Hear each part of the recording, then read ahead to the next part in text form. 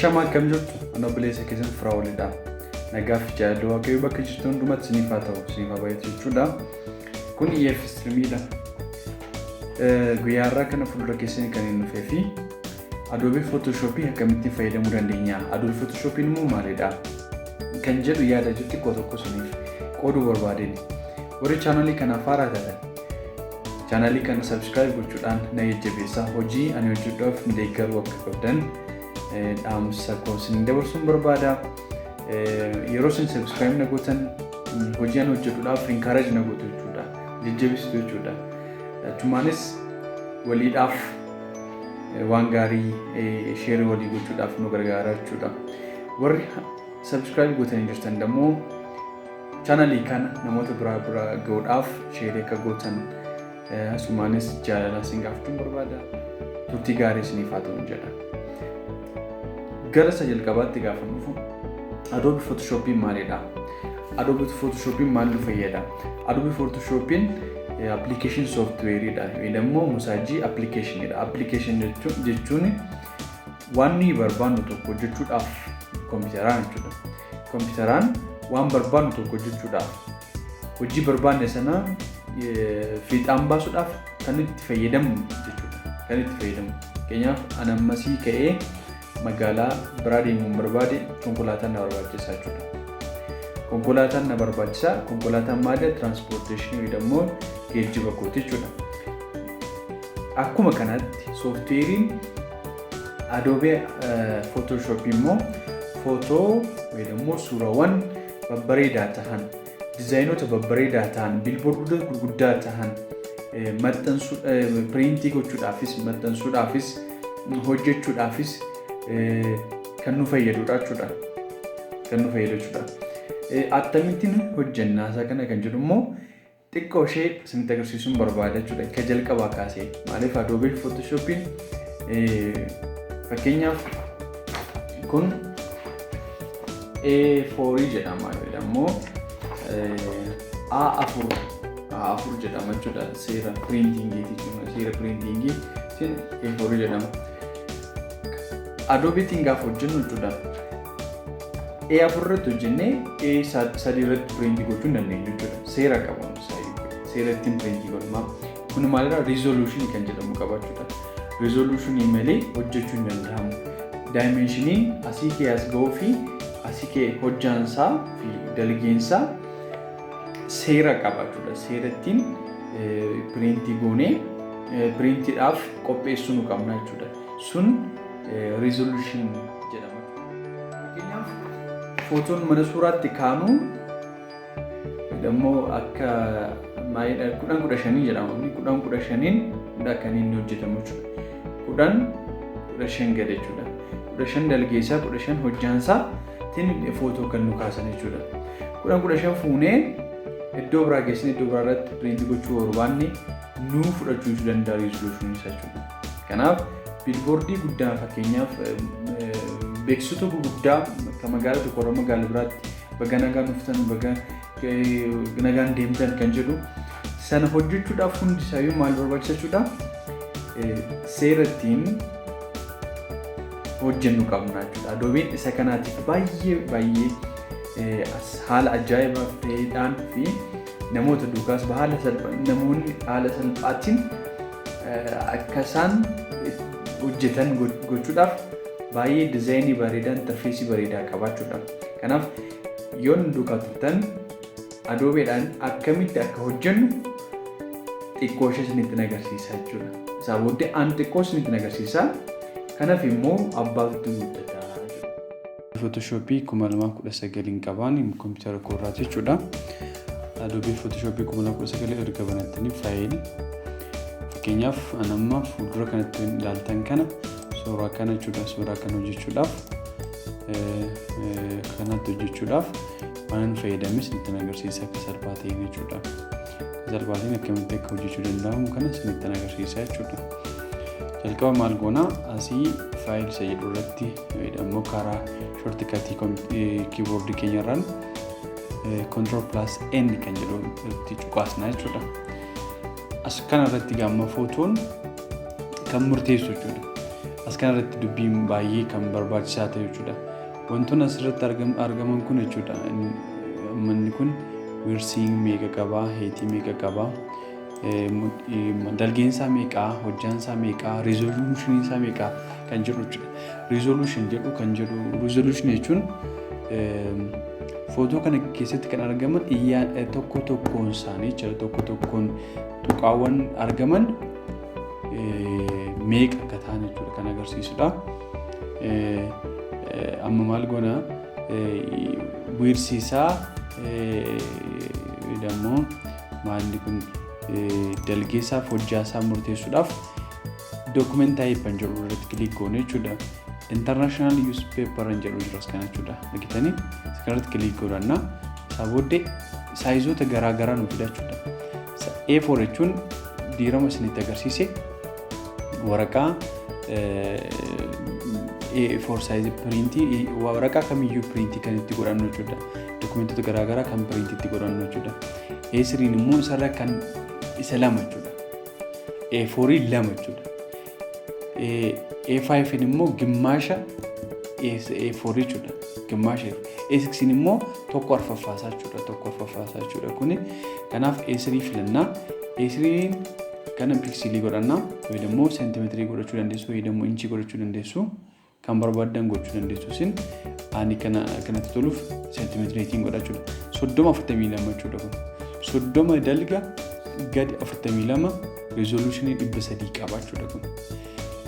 Color mode isaa YCMK yoo ta'e ወይ ደግሞ CMYK fi RGB dha. Kun ma red, green,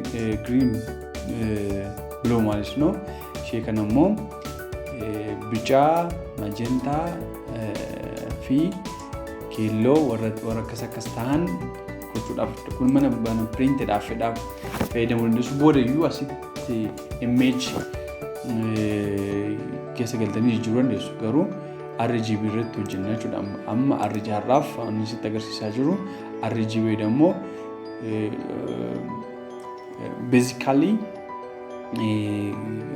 ቀለሞን ሳዲ ከነረቱ ጀነቹዳ RGB ከነሰደነረት ፍልኔ ቢቲ ሰደት ኦኬ ጀነቹዳ አርጊተኒ ሳይዚ A4 ናፊዴቹዳም ሳይዚን ኩነቹን ሳይዚን ኩን አሲ ሃንጋስ ከናት ሶዶመቹዳ ሴንቲሜትር ሶዶመ ካሲ ሃንጋስ ከናት ደሞ ሜትራ ሴንቲሜትር 40 lamachuudha. Kun meeshaa 40 lamachuudha. Jalqaba waan akkasii hojjechuudhaaf wantoonni barbaachisu jiru jechuudha. Suuraawwan fudhachuu qabna. Kana booda immoo maalni kun foontiiwwan ittiin fayyadamnu kanas argachuu qabna jechuudha.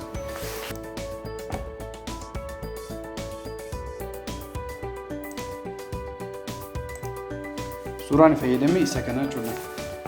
Suuraa kana kunne baafannaa jechuudha keessaati. Kana baakgiraawundii kan jiru baakgiraawundii isa haala salphaatiin baakgiraawundii akkamitti kutuu akka danda'amu isinitti agarsiisa. Isheen kun magic selector kan jedhamtudha jechuudha. Ishee kanaan suuta jennee selectii goona jechuudha. Lafa barbaanne sana selectii godhanna jechuudha.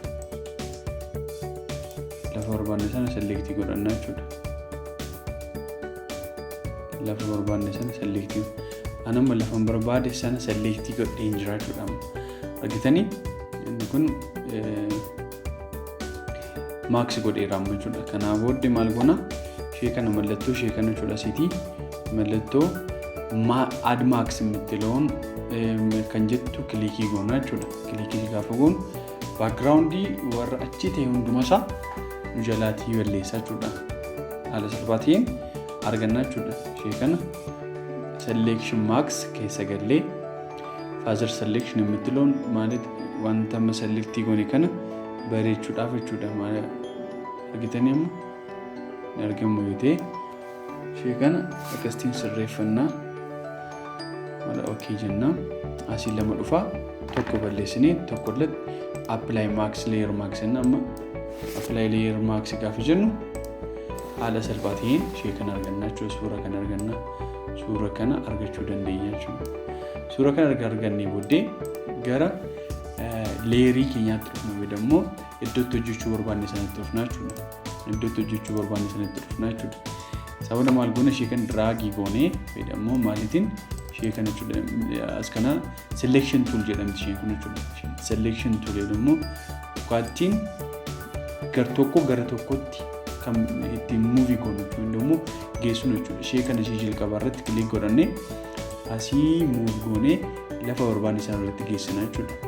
Moozii keenya sababa irratti gadhiifna. Amma mucaa kana argitanii yoo ta'e akkasiin godhadheen jira jechuudha. Lafa barbaade sanatti resolution akka barbaadetti as kaawwadhe jechuudha. Amma footoo kana as kaawwadheedha. Kanaaf maaliidha? Barreeffamoota kana barreessuudhaaf jechuudha. Barreeffamoota kana barreessuudhaaf fakkeenyaaf akkamittiin isinitti agarsiisuu barbaada. Kan inni hojjedhe irraatii fuudhee ishee kan barreeffamoota asirratti ijaan barreessuuf koppii godhee fuudhee lafa barbaadaniin T kan jettu jirtas kana teekist jechuudha isheen kun jechuudha. Teekist tool jedhamu. Warra asirraan argaman kun interfeesii warra asirraan argaman kun kan ittiin fayyadamu teekist toolii kana kilikii goona. Sabooddee koppii peesti jaateef Ctrl+V godhee jechuudha. Asii booda immoo ishee kana as kanatti yoo akka keessan karaakter kan jettu karaakterii kana asirratti yoo argachuu baatan maal gootu beektaa wiindoo keessa galtanii karaakter maal jettu kana banattu jechuudha. Karaakter kan jettu kana cuqaastu jechuudha. Akkanatti ni hilatiin beeku indagana asirratti kilikii godhannaa. Asii booda kilikii booddee as kanatti dhaabannaa. Isa kanaan saayizii isaa dabalannaa jechuudha. Saayizii isaa kun footootii alabaanaan maal goona deebisnee as keessa akka inni galu goona jechuudha. As keessa deebisnee akka inni galu goona jechuudha. Argitanii amma sirriitti argama jechuudha. Sirriitti argama. ነገር ግን በፊት ከዚህ በእናንተ ላይ በወረደ ጊዜ ኃይልን ትቀበላላችሁ ወጀ እርገሙ ተብቁና ተቆለቆል ሰደደ ጭራሽ ተጀሩራችሁና ቺቦ ደማል ጎና በሬፈም ከነ በረስነ በሬፈም ከነት ካራክተሪ ከነ በሬቹ ኦርባን ወአክ ፉድት ሆነ እስከነት ቲ ፉርዳን ኩን ጅርቲ ሂኩን ቦልድ ጎቹ ዳፈቹ ፋክስ ቦልድ ይላማ ሼ ከነሞ ኦል ካፕስ ማለት ዮ jechuudha xixiqqootiin barreessine qubee gurguddaa gochuudhaaf jechuudha. Qubee gurguddaa gochuudhaaf. Akkasiin erga barreessinee booddee maaltu jira? Isheen kun maalidha isheen? Sheeppiidha kan hin fayyadame jechuudha. Sheeppii kana asitti sheeppiin ishee kana kilikii gootanii kalarii keessan jijjiirrattu. Kalarii keessan kalarii barbaadan yeroo hundumaa kalarii ittiin jaalladhu isa kana asirratti akkas gootu jechuudha. Amma maal ta'e sheeppiin sinii uumamee jira jechuudha. Sabooddee maqaa isaatti furtuu jechuudha. Maqaa mucaatti gashitu jechuudha. Maqaa mucaa asii jira. Yaaqoob isheetii anis diraagii godha as kana buufatta jechuudha ishee kana. As kana buufatta jechuudha maqaa. Amma isa mata duree jiru fixe jechuudha. Inni itti aanu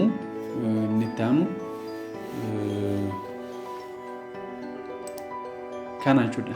Dubaay isa jedhu kana jechuudha. Dubaay isa jedhu kana liyyuu yaamliku gizee aሁን ዱባይ isa jedhu kana maalitti fayyadameerani Dubaay irratti effektiiwwan itti fayyadameeru qabaachuudha.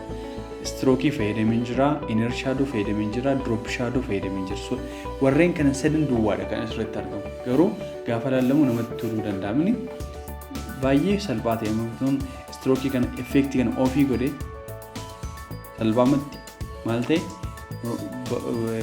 barreeffama normaalii ta'a jechuudha. Barreeffama normaalii ta'a kanaaf Dubaay jettu kanatti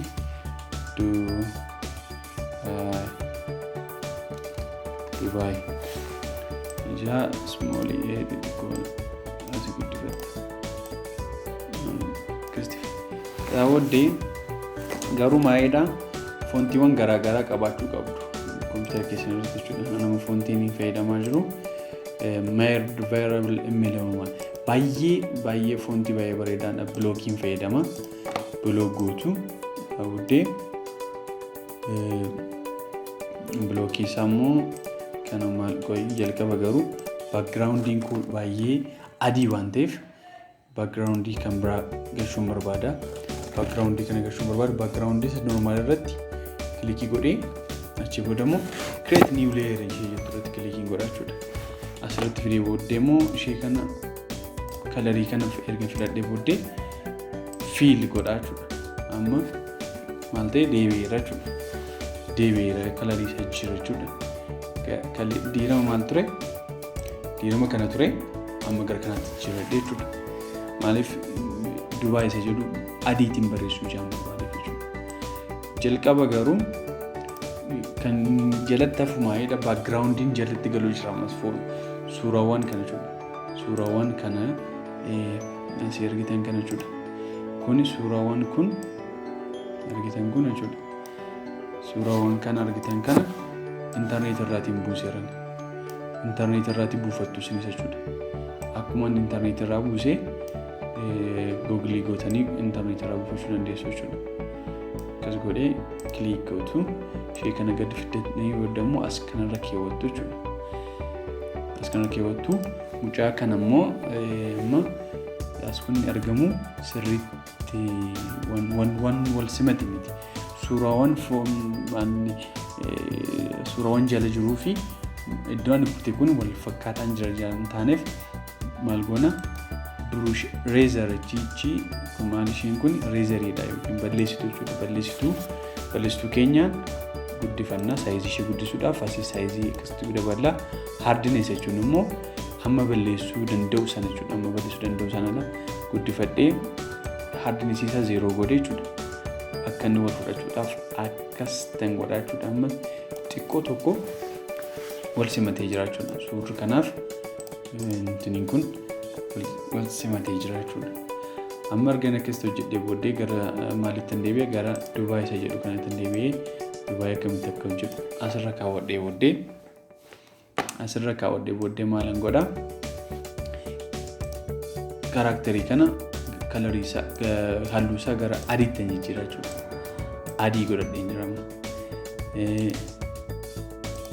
Saayizii meeqa kan fayyadameen barreeffama irratti saayizii 229 godhadhaa jechuudha. Erga akkasitti godhee booddee ishee kana center godhadhaa jechuudha. Center godhadhaa.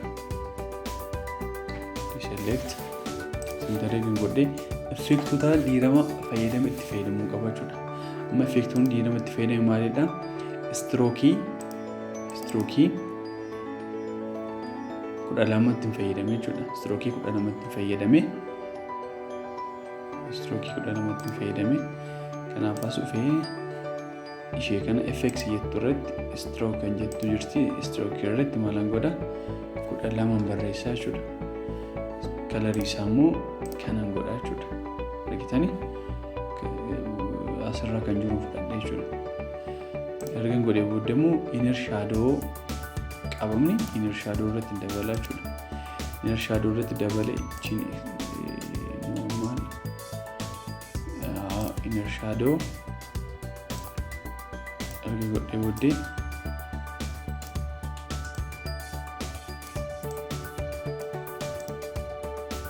asirratti waan fayyadamu isinitti agarsiisu inner shadow distance isaa bicha ishee digirii meeqashin digirii 170 jechuudha. Digirii 170 inner shadow hojjechuudha jechuudha.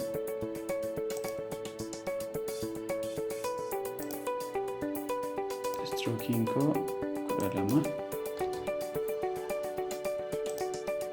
inner shadow 172 kalarii isa kana itti fayyadama. Isa kanaan asin deebisaa jechuudha. Ishee kana opacity isheetti immoo muluu gootu jechuudha.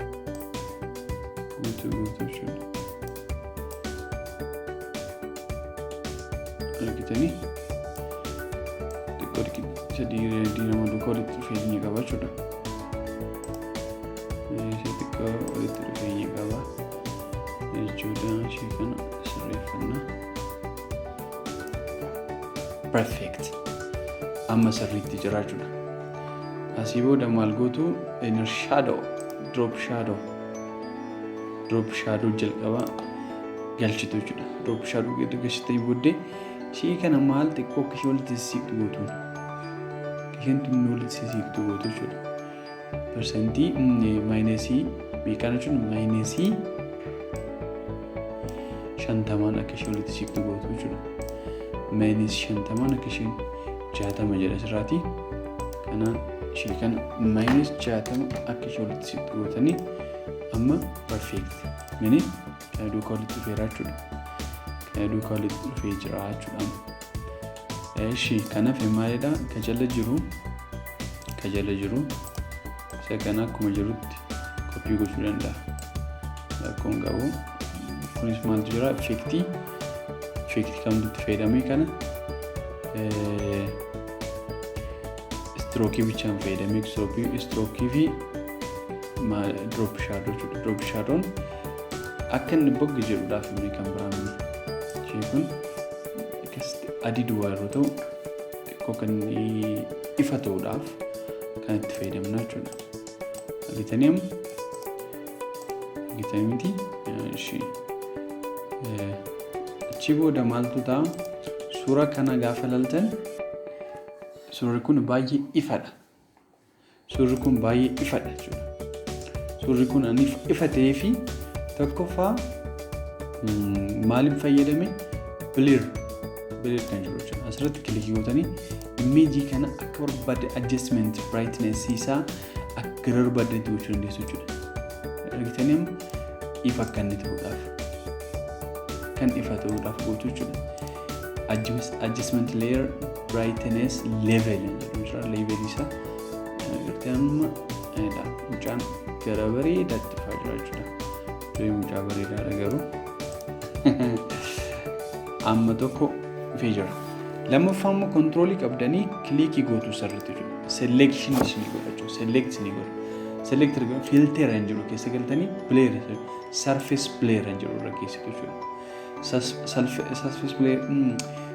Surface blur la erga geessanii boodammoo xiqqoo dabaltu jechuudha.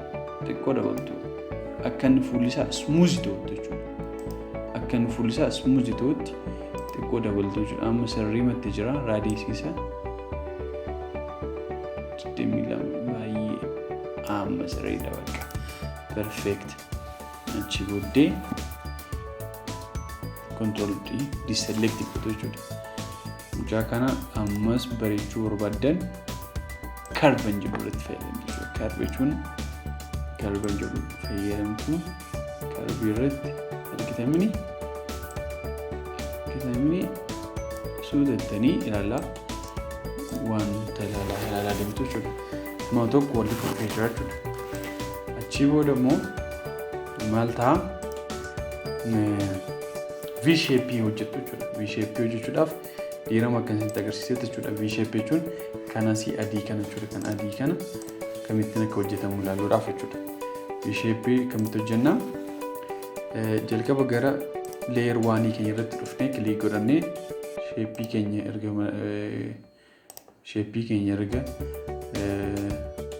filannee booddee amma barbaadnu sana irratti draw goona jechuudha.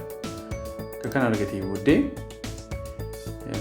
wada selection itti dhufnee ishee kana perspective kan jettu jirtin effectiin kana jechuudha. Ishee kanaan cinaadhaa gara cinaatti fidnaa jechuudha. Akkanaatti argitanii mini cinaadhaa gara cinaatti fidnaa akka kanaatti jechuudha. Amma barbaaddan sana erga keessa galchittanii booddee okay jettu jechuudha. Kan ammoo kalarii isaa jiruudhaaf rectangle ta'uun jedhu irratti double click gochuudhaan gara adiitti jijjiiranna jechuudha. Kalarii isaa gara adiitti jijjiiranna jechuudha. That's perfect. Sabooddee maal isheen kun shape keessatti kan isheen jirtu jechuudha. Shape keessa jirti. asirratti yeroo baay'ee albamiiwwan haaraa babbaanin asirratti kilikii goona isaa booddee custom shape tools jettu irratti fayyadamnee as keessaa barbaadna jechuudha fakkeenyaaf ishee kana jechuudha isheen kun seal የምትለው mallattoo jechuudha akka isheen walqixa dhuftuudhaaf immoo shiftii gadi qabnee draw goona jechuudha amma isheen maalidha kalariin ishee kana isheen jiru shape waan irratti double click goona jechuudha isaa booddee gara diimaatti akka isheen dhuftu goona jechuudha gara isheen diimaatti akka isheen dhuftu goona jechuudha akkasiin amma xumuraa jirra jechuudha isaa booddee wantoota barbaannu shape barbaannu as kanatti akkasiin erga goone booddee gochuu dandeenya barreeffamni kan diirama isinitti himedha kana fakkaataa jechuudha isheen kun kan ittiin hojjetame kana fakkaata okay wanta fujira ka jalatti mul'atu tokko jira shapein hambraaf jiru polygon tool jedhamu irratti filannee booddee akka diiramumaatti jechuudha as kan irratti draw goona jechuudha draw gootu ishee kana gadi buuftu as kana geessitu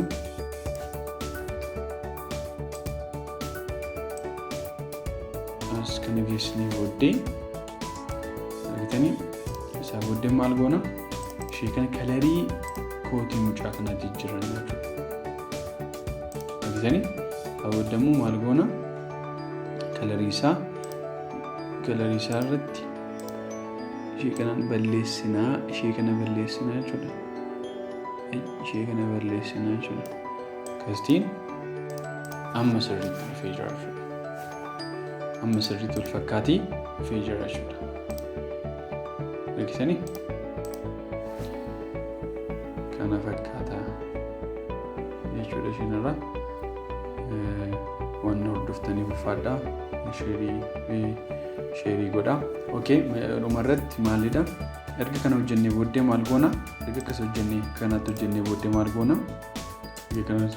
maal goona file jennee save as jennee maalitiin kaa'uu qabna photoshop yoo ta'e photoshop kana ps jedhee kaa'achuu ps file jechuun an fakkeenyaaf yoo har'a hojjettanii xumuruu dadhabdanii ps isaas kaawwattanii booru itti fufuudhaan kan ittiin hojjettan jechuudha gara footootu demoo final gootanii baasuudhaaf barbaadan jpg file jira tif file jira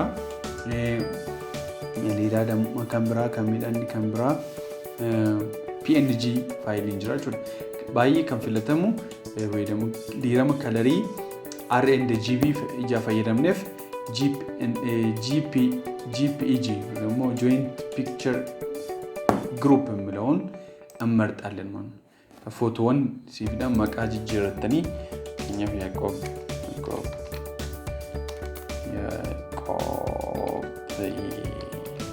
ጀሪ ሴቪንግ ወዳዳችሁ ከዛ ወደ ማልና ፊዳ ማክሲመም ኳሊቲ ስታንዳርድ ገደኒ ሼከና ማክሲመም ጀቱ ኩዳላ መራኪስ ኳሊቲ ኩዳላ መጎቱ ወደ ኦኬ ጀቱ ይችላል ከዛ ሴቪንግ እዚህ ጋር ሪተም ሴቪንግ ጀለት ሞሬቹ ሱራ ካናማ የሰጠርገቱ ይችላል ዶት ሴቪ ወደ ተንከ የሰጠርገቱ እንደሱ ይችላል ዶት ሴቪ ወደ ተንከ የሰጠርገቱ እንደሱ ሱራ ካናማ ናፍከና ሜጀራ ይችላል